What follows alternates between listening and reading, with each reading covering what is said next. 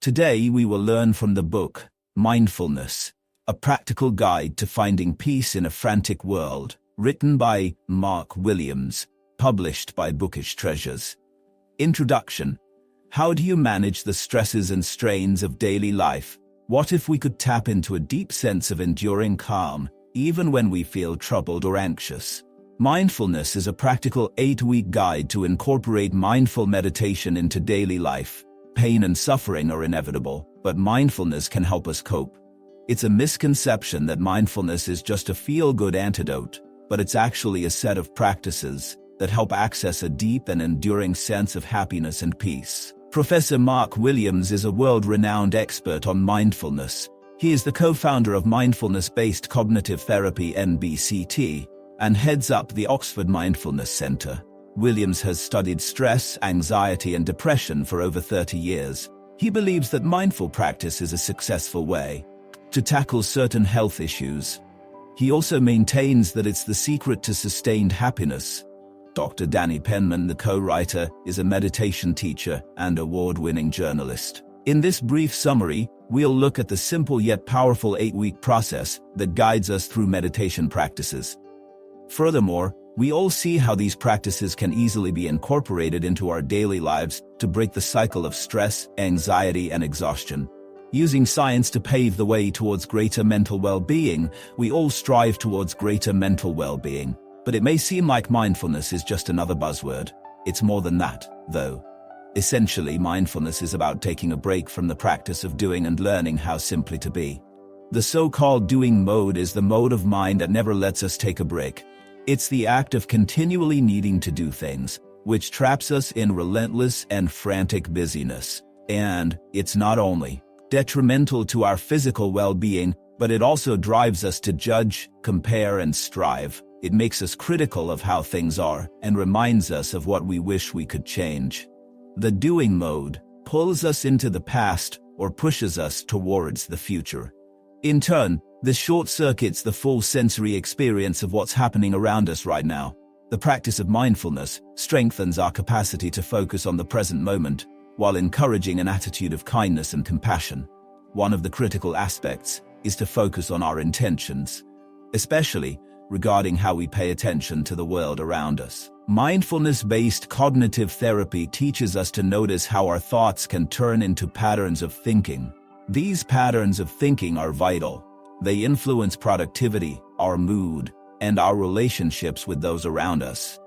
The meditation practices taught in this book are scientifically based. They help us to observe our thoughts without getting entangled in them. According to Harvard researchers, people spend 47% of their waking hours thinking about something other than what they were doing at a particular moment.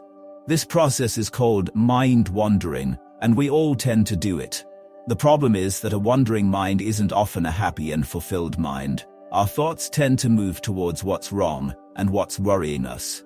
One of the most simple mindfulness practices teaches us to concentrate on our breathing. This practice helps us notice how thoughts arise, and in turn we learn to stop fighting those thoughts. We also start to realize that thoughts are transient. The more we practice, the more we understand that thoughts and feelings, whether positive or negative, are impermanent. While some thoughts and feelings may appear stronger than others, they are nonetheless fleeting. So by focusing on the breath and being compassionate towards ourselves, we can learn to feel more grounded in the present. The more grounded we are, the less likely it is that we all get caught up in the spirals of thoughts and emotions. This grounding will, in turn, lower your overall stress levels. From a scientific perspective, one of the most significant findings of mindfulness-based cognitive therapy is that it's proven to be just as effective as pharmaceuticals when treating clinical depression, anxiety, and other mood disorders. So, sustained mindfulness practices dramatically improve mental balance, emotional regulation, and quality of life. Some common misconceptions about meditation. Many of us may be dubious about meditation and mindfulness practices. We may view it as nothing more than just a fad. Others may feel that to take part, you have to adopt new or different religious beliefs. Mindfulness and meditation involve some practices that stem from Eastern traditions like Buddhism. However, meditation itself isn't a religion. Meditation is simply a method of mental training. It's a technique that's compatible with many beliefs. Some people may also be put off doing meditation because they view it as time-consuming.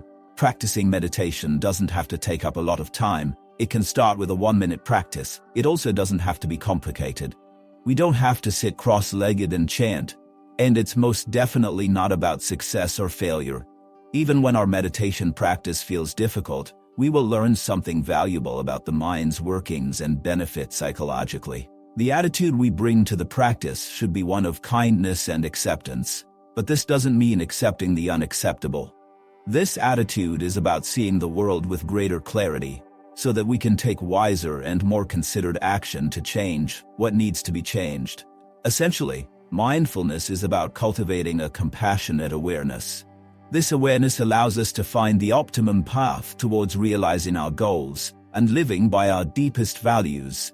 This book offers an 8-week program. Based on MBCT, the practice is practical and easy to follow. It provides various ways to incorporate mindfulness into our daily lives. Week 1, move out of autopilot and into the present moment. Week 1 of the program is all about transitioning into a more present and aware state of being.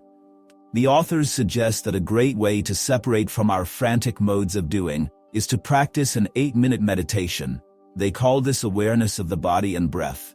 How often is it that you think about your breathing? We usually take breathing for granted. While we can live without food and water for a few days, we can't survive for more than a few minutes without breathing. Breath is life. We need to be more attuned to it.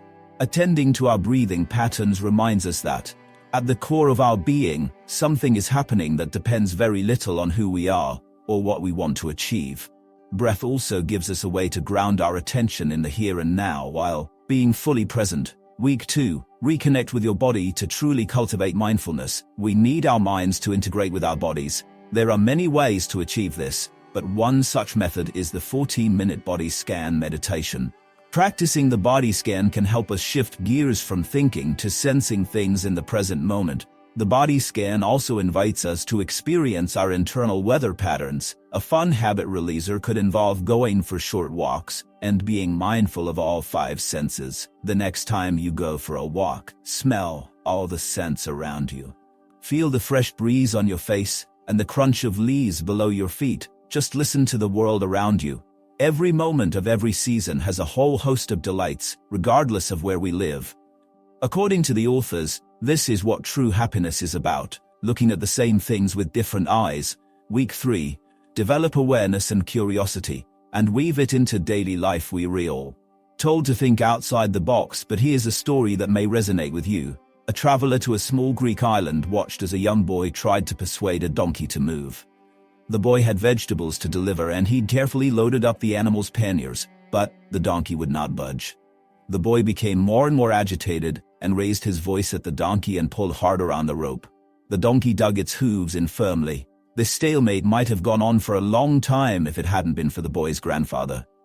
Hearing the commotion, he came out of his house and surveyed the situation.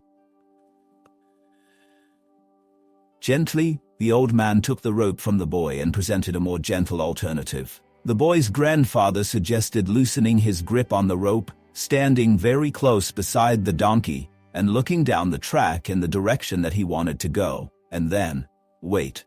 The boy patiently did as his grandfather said, and after a few moments, the donkey started to walk forward. The boy giggled with delight, and the traveler watched as the boy and the animal moved on happily together. How often in life do we behave like the boy in the story? Often, when things don't work out as we want them, it's tempting to keep pushing or pulling in the direction we want to go. Usually it's better to pause, allow things to unfold and spot the opportunities as they arise. For many of us, this attitude may sound counterintuitive. It suggests a certain level of passivity. Yet on occasion this might be the best course of action because pushing too hard at a problem might make things worse. Furthermore, behaving stubbornly and assertively can close down the mind and prevent us from thinking creatively. Ultimately, clear and creative awareness thrives in a playfully open mind. This book introduces us to yoga stretches and a 3-minute breathing space meditation that we can use throughout the day to encourage a greater sense of awareness. These practices help us to reorientate ourselves. They enable us to adopt a more mindful, compassionate stance to whatever comes our way. It reminds us that the spirit in which we do something is as important as the action itself. When we're exhausted or anxious, we can fall into a closed negative mindset. This mindset hinders our ability to be creative and open to new possibilities. Week 4. Take a step back from your thoughts. Stepping back from your thoughts may sound impossible, but you can train yourself to step back from your thoughts and internal behaviors. Our minds are designed to fill in the blanks and try to make sense of the chaos around us. Often, when we hear stories, our minds are hard at work, trying to imagine the scene and interpret the outcomes. The way that we interpret our lives makes a massive difference in how we react to things. Williams says that our thoughts are like rumors in the mind.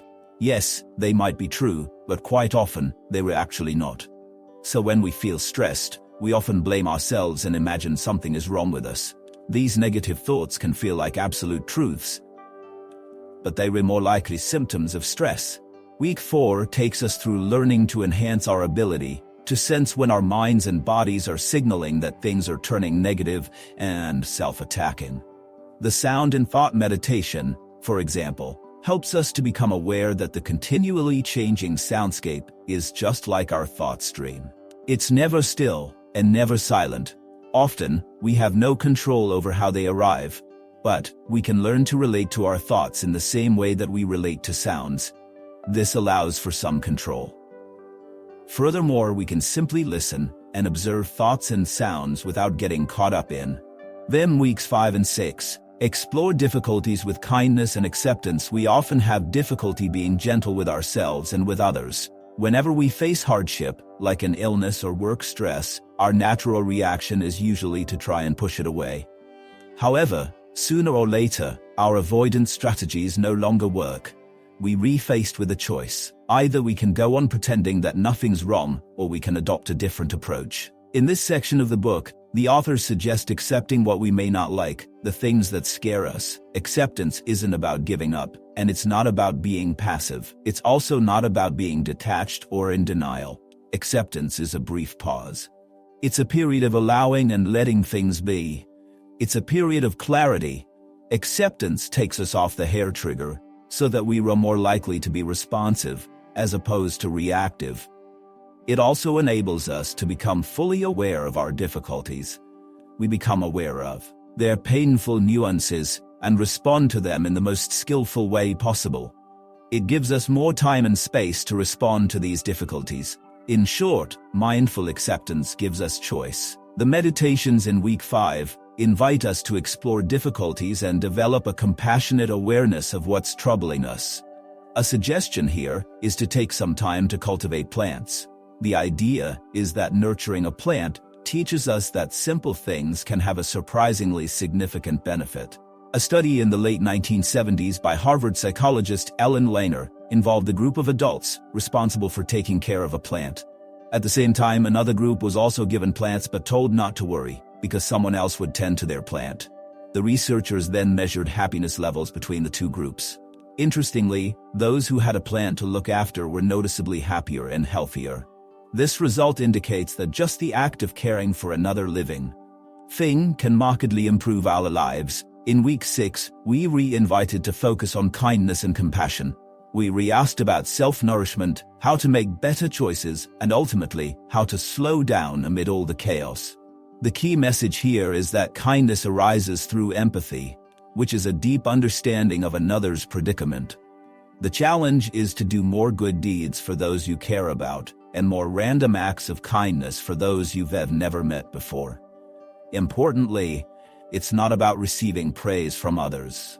These silent acts of kindness will help us notice how these actions can profoundly affect our bodies. So, bring back compassion into all aspects of your life. Week 7. Evaluate the balance between things that nourish you and things that deplete you. This chapter opens by asking us when it was that we stopped dancing. This question leads us to ask ourselves if there are activities that once brought us joy, but we don't do anymore. We're usually so busy filling our lives with work, endless schedules, and small tasks that we don't nourish the body and the soul. It's generally challenging to reflect on our needs when we are stressed or anxious. However, it's at these points in time when we should ask ourselves, what are my needs at this particular moment? Perhaps this means doing something pleasurable like taking a hot bath or drinking a cup of tea. Maybe it's doing something that gives you a sense of mastery, like cleaning your desk or reading a few pages of a book. The science behind motivation is essential, and it dictates that when your mood is low, motivation follows action rather than the other way around. Therefore, when you put the action first, motivation will soon follow. So the tiniest steps can help us re-energize and improve our relationship with the present moment.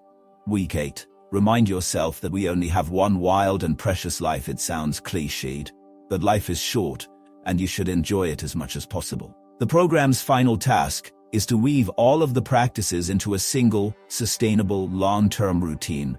We can call upon mindful practices to start our day and feel more attuned to our bodies and minds.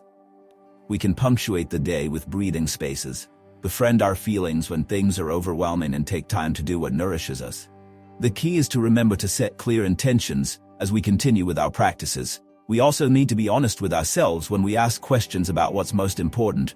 Through finding this out, we'll be able to find a practice to align ourselves with so that we can lead the most fulfilling life possible. In conclusion, mindfulness can start today. The authors present a simple process toward becoming happier and less anxious. The step-by-step program brings together the practice and theory of mindfulness and offers enormous insights into the human mind. The key theme of this book is to be more aware and present in your own life. You should not take anything for granted. Remember, we can make the best of even the worst days. In this video, we delved into the practical wisdom of mindfulness. I encourage you to experiment with these techniques and discover how they can enhance your well-being. Remember, Bookish Treasures is a journey of self-discovery through literature.